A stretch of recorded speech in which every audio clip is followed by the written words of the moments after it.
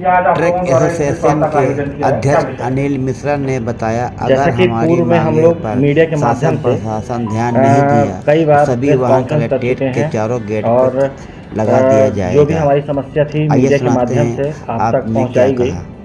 आज हम लोग एक ये जो प्रेस कॉन्फ्रेंस है, ये जैसा आप सबको पता है कि हम लोग 2 तारीख से हर जगह एप्लीकेशन देके, हर जगह सूचना देके और हम लोग धरने पे बैठे थे गोविंदगढ़ में। 3 तारीख से गोविंदगढ़ में हम लोग धरना रख के बैठे हुए थे और आज तक हमारा धरना चालू है वहाँ पे, लेकिन हमारी बातें नहीं सुनी जा रही है। हम इसी वजह से बहुत ज़्यादा परेशान हैं और अब हम चौथे स्तंभ का सहारा लेते हुए अपनी बातें आप सबके समक्ष रख रहे हैं और शासन प्रशासन से जो भी प्राइवेट आदमी लूट कर रहा है, आज शासन प्रशासन के आँख में पट्टी बांध रहा है, ये सब चीज़ों का एक एक चीज़ का और एक एक उसका हम लोग विवरण देंगे आज चौथे स्तंभ मीडिया के माध्यम से। और अपनी बातें बहुत छोटे शब्दों में हम आप सबके सामने रख रहे हैं। जैसा पूर्व में आप सबको पता है कि हम ट्रक एसोसिएशन से हैं।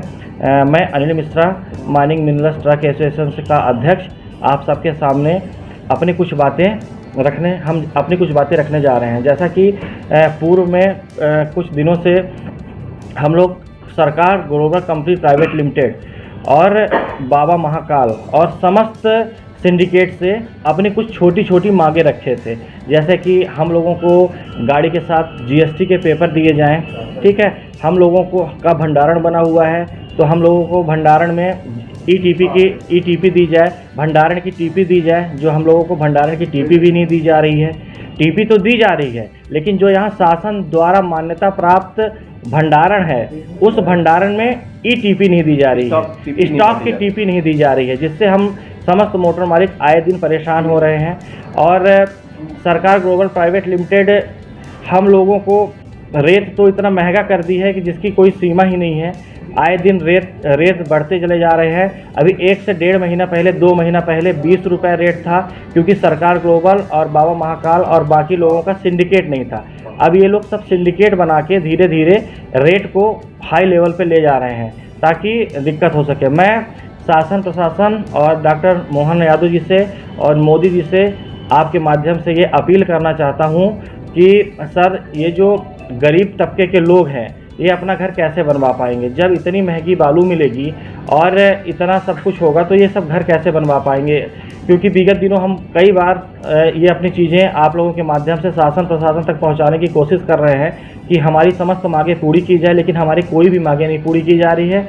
जब भी रेट बढ़ता है तो एक नोटिस बोर्ड लगता है कि हम एक महीने या 15 दिन पहले से एक लेटर बोर्ड लगता है कि हम इतने रुपए बालू बढ़ा रहे हैं, ताकि हम समस्त मोटर मालिक जहां हम सप्लाई देते हैं वहां डिटेल से बता सकें कि हमें ये बालू अब इतने रुपए महंगी यहाँ से मिल रही है। लेकिन इन सब चीज़ों का भी आश्वासन नहीं दिया जाता। हमने अपने लेटर पैड में सारी अपनी समस्याएँ लिख के कलेक्टर साहब को, कमिश्नर साहब को, शहडोल कलेक्टर साहब को समक्ष जो भी माइनिंग से जुड़ा हुआ शासन प्रशासन का अमला है सबको सूचित करा दिया है, लेकिन कहीं पे भी कोई हमारी बात नहीं सुनी जा रही है और आए दिन समस्याओं का ही सामना करना पड़ रहा है। और हम एक बहुत बड़ा मुद्दा लेके अब हम आप लोगों के सामने यहाँ पे बैठे हुए हैं कि शासन प्रशासन से राजस्व की सबसे बड़ी चोरी राजस्व की है, क्योंकि राजस्व से ही जुड़ा हुआ हर एक गरीब और अमीर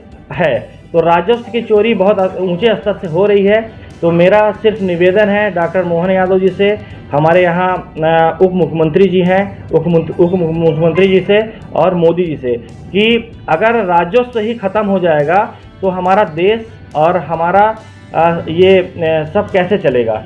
तो राजस्व के लिए जैसे आप किसी भी ठेकेदार को एक बड़ा काम दे देते हैं तो उस पर आप सबको एक इंक्वायरी भी करनी चाहिए कि आप किस किस नियम के तहत अपना कार्य कर रहे हैं, कहीं उसमें शासन का नुकसान तो नहीं कर रहे हैं। इन सब चीज़ों को देखने वाली बात होती है, लेकिन शासन के द्वारा किसी भी ठेकेदार को ठेका देने के बाद उसकी जानकारी नहीं ली जाती है और जानकारी न लेने की वजह से जो राजस्व है, राजस्व की चोरी होती है, जिससे भार गरीब जनता के ऊपर पड़ता है, सिर्फ गरीब। अमीर दिन प्रतिदिन अमीर होता जा रहा है और गरीब दिन प्रतिदिन गरीब होता जा रहा है। तो मैं ये मीडिया के माध्यम से ये कहना चाहता हूँ, बार बार मैं वही चीज़ रिपीट कर रहा हूँ कि मोहन यादव जी, उप मुख्यमंत्री राजेंद्र शुक्ला जी और मोदी जी, आप सब इन सब बिंदुओं को बहुत ध्यानपूर्वक देखिए और इनका अवलोकन करिए कि क्या हो रहा है, क्या आम जनता के साथ गलत हो रहा है और क्या